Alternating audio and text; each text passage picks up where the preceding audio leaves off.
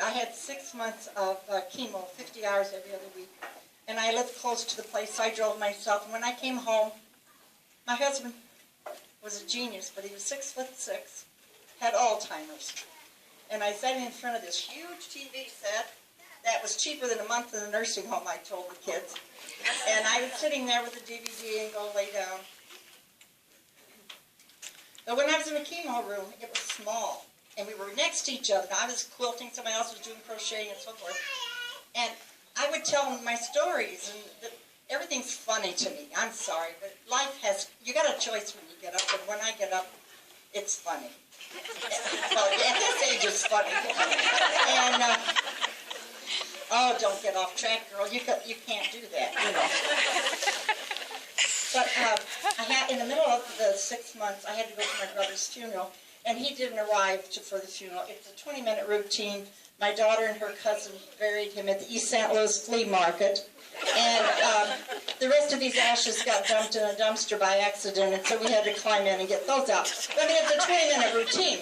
But the man sitting next to me introduced me to his wife, who had already met me. She just didn't know I was the one that had the brother that didn't show up to the funeral. So I knew my jokes were going home, and they must be funny, so it gave me confidence to go to the Kiwanis audition. And I didn't have a nerve in my body. I don't know why, because my daughter directed musicals there at the same stage. I could not audition for one play. I would work there for her, but I could not audition. But I'm having a ball in my later years. My daughter, please raise your hand. Hello. I'm glad to have her here. And, next to her is Marge Sleckaway. She brought me to, she's my pretend daughter. She and her husband have been members of our family, or friends of our family, for over 30 years. And she knew I liked quilting. So I was at your meeting with Dr. Boswell with quilts. And it was a lovely meeting. I really enjoyed it. And she didn't know how I really wanted to meet her. Dr. Boswell's daughter, Kathy, was a basketball player and a classmate of my daughter. So I was really, that was a highlight. I really enjoyed it. Thank you very much.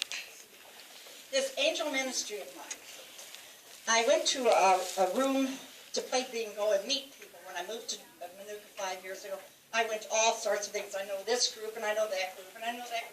I'm out all the time, okay? I do a lot of charity work too, but I like people. Didn't know a soul in this room. There was one man, and so help me, he's the only one I had seen before. I didn't know why I knew him, but the other ladies, I hadn't even seen him in a grocery store. But the lady, one of them was very sweet to me and was warm when I walked in. And I gave her one of my angels. Lo and behold, she won 3 out of 4 of the first 4 bingo games. So everyone knows what she had. I said, well, you'll get one afterwards, but not yet. So this gentleman also got an angel, okay? The next Tuesday, I was at Ruby's having breakfast with the ladies that have been in Manuka their entire life, and some of them are in their 90s. There's some people older than me. But tap, tap on the shoulder, and I turned, and he's real tall, and I stood up, and he says, you don't understand. I later found out he just lost his wife within a month or 2. He says, my wife sends me angels. You don't understand. I really, really appreciate it. And he went on and on. And he was so sweet about it. He was such a, I said he had a relaxed face. And you'll notice in church, someone that's been in church, we don't have quite as many wrinkles. Somebody that's had a hard life that's 30 may look a little wrinkled. At any rate, that's my vision. But he has a relaxed face. That's how I describe him. And so I got to know him and his daughter and his grandson. And so I was telling my daughter about it. So she says, well, I know your wife sends you angels. My husband sends me men. Well, I don't want to be disrespectful, but I thought it was funny. So I told my quilting buddies in Joliet. Oh, no, she's got it all wrong. I know your wife sends you angels. Here I am. And he's really nice. I know now it's been a year, and the wife's been dead a while. Okay? I have prayed for no problems in my life. I just don't need any. I've had them in the past, and I'm trying to relax and bring joy wherever I go. And I've asked for no problems. Remember, that's the key word. I don't have a man. Does that tell you anything? Oh! I like that one, Ma. That was a good one. I hadn't heard that one before. That was good. I told her she talked. I'm going to get her. I was nice. I said I liked it. Oh, okay. Tell what's coming up next. You're in the Oh, No.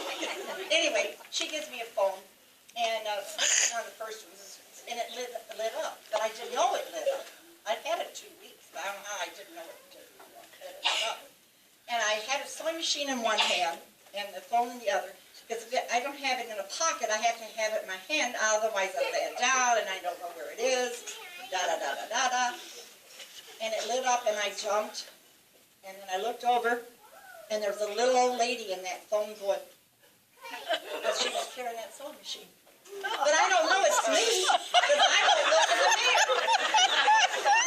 No, there's no reason to look in the mirror. You step back, and then you go, you look a lot better. In fact, if a man does come along, he better have bad eyesight. I don't see what I look like. Now, my daughter, I only had one, so when I say daughter, it's that one. That's She me. had 3 older brothers. She was such a blessing. She came. I'm still a blessing. Oh, something like that, I thought. Yeah. Anyway, when she calls me on the phone, she doesn't say where you are, because she knows where I am. I'm home crocheting.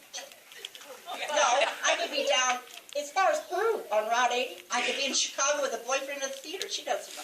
I'm not. But I'm not home crocheting. I'll guarantee you that one. I do crochet, but... my husband was in hospice the last week, but when you have Alzheimer's, it's like a 20-year wait. So it was a nice experience. They were very nice. If you have a member of your family that needs to go to hospice, Joliet is a very nice place. My daughter had just been to Africa for mission work. She was teaching how to teach computers and